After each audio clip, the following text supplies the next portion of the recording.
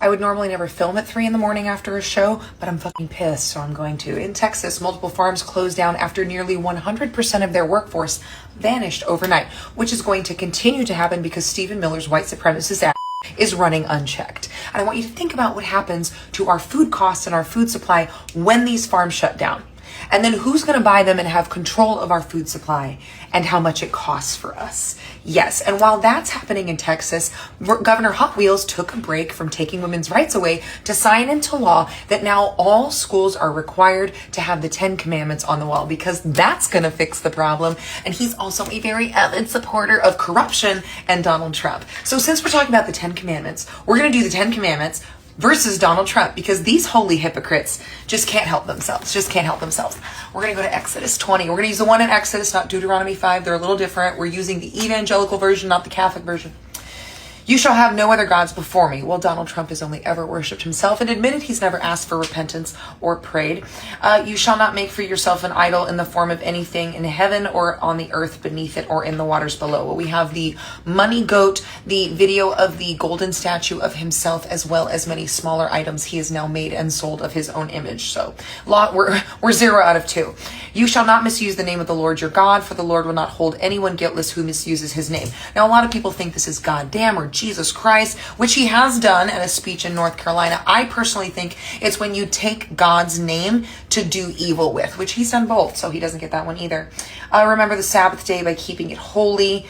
He works any day he wants to when he's not golfing. So we are 0 out of 4. Honor your father and mother so that you may live long in the land. I can't prove that he disrespected his parents. I would bet he did, but I can't prove it, so we'll give him that one. You shall not murder. Again, can't prove it. I'm going to give him this one, but very convenient that his ex-wife died from a fall down the stairs right before she was about to testify against him, and then he gets to bury her on his golf course for tax purposes. You shall not commit adultery. He cheated on every wife he had. You shall not steal, embezzlement, stealing campaign funds for hush money. You shall not give false testimony against your neighbor. He lies about everyone and everything. You shall not covet your neighbor's house. Well, he covets all power and attention that's not on him constantly and loses his little toddler tantrum mind. So he is 2 out of 10. Family values, the moral majority. Keep the religion you do not practice to your fucking self. Please. So Monty is the reason that I know for a fact that being gay is not a choice. She's got all those brains, all that fire, and all that going on over there, and I'm still over here attracted to men. So now, people do this thing where we just assume everybody else is wired exactly the same way we are. They think the way we think. So if you're walking around convinced that being gay is a choice, that means that you are waking up every single morning and choosing to be straight on purpose, daily, which tells me that you're fighting something awful strong to keep landing on straight every time. And honestly, that sounds exhausting. Good for you. Now, let me tell you what set her off. It's 3 o'clock in the morning, and somewhere in Texas, the sun came up over a row of farms that went completely silent overnight. The workers are gone, near 100% of them, and the crops, they still need picking. There's nobody to pick them. That food will end up rotting on the vine. And she's doing the math out loud that nobody in power wants to do. When the farms go quiet, your grocery bill doesn't go quiet with them. It climbs. And somebody with money and a plan gets to decide what your food costs after that. Oh yeah. But that's not even the part that lit her up. Because that same stretch of days, the governor of Texas picked up a pen not to fix the farms, not to knock $1 off a single grocery run. No, he signed a law that says every public school classroom in the state has to hang the 10 commandments on the wall. All 10, 16 by 20 inches, right where every kid can read them. And just last month, a court said it stays up. So here's where I'm with Monty 100%. If we're going to bolt the rules to the wall, let's actually read them and let's hold them up to the man who this whole movement bends the knee for, because she did the scorecard, and I don't want to walk you back through it because it does not get less wild the second time. So number 1, no other gods before me. Show me the last time this man knelt for anything that wasn't a photo op. He sat on a stage back in 2015 in front of his own voters and said it out loud. He's never asked God for forgiveness, never felt the need for it. The one God he's never missed a Sunday on is himself. Number 2, no idols. Nothing carved, nothing gold, nothing made in your own image. And there's a literal gold statue of him that got wheeled across a convention floor in Orlando while grown adults lined up for selfies with it. Gold sneakers, a $6 Bible with his name on it, the face of the coin, the cards, the merch, the Trump phones. Now he wants to put his face on money. No other living president has ever done that. He's trying to change the rules so he can get his face on money. I mean, if a gold statue of yourself isn't a golden idol, somebody please tell me what is. Number 3, don't take the Lord's name to do harm.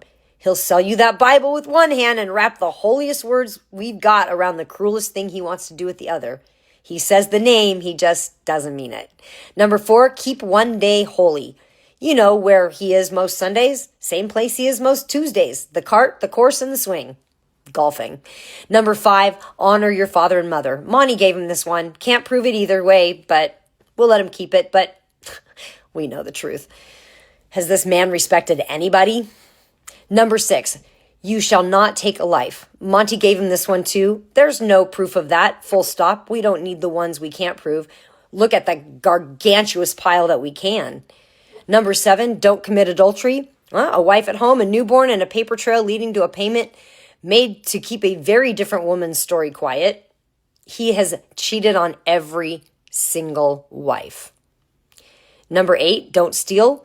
34 counts, a New York jury, guilty on every single one, falsifying business records to bury that payment. Not an allegation, not a verdict, not to mention the charity where the Trump family directly stole from the kids with cancer. And number 9, don't bear false witness. They literally had to start counting. The fact checkers ran out of fingers years ago. And number 10, don't covet. This man covets everything.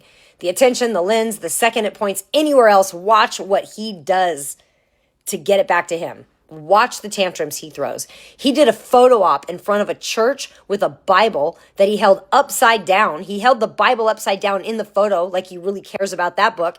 And his army that cleared the streets with pepper spray, they sprayed the clergy of that church that were outside of the church. The clergy were seriously injured. They went to the hospital and they sued Trump for millions of dollars on that one. So do not tell me this guy has anything to do with your religious beliefs. He is the most ungodly man ever.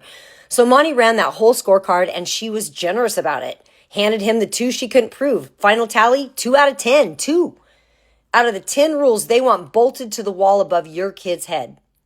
It was never really about the kids learning the commandments, because if it were, the loudest man in the movement would have to read his own scorecard first, and he scored a 2. You don't get to carve the rules into every classroom in Texas and then live like the rules are for everyone but you. Monty said it cleaner than I could. Family values, the moral majority. Keep the religion you don't practice to yourself. Go follow her, 3 a.m, makeup still on, and she's still the most awake person in the room. Love you, Monty.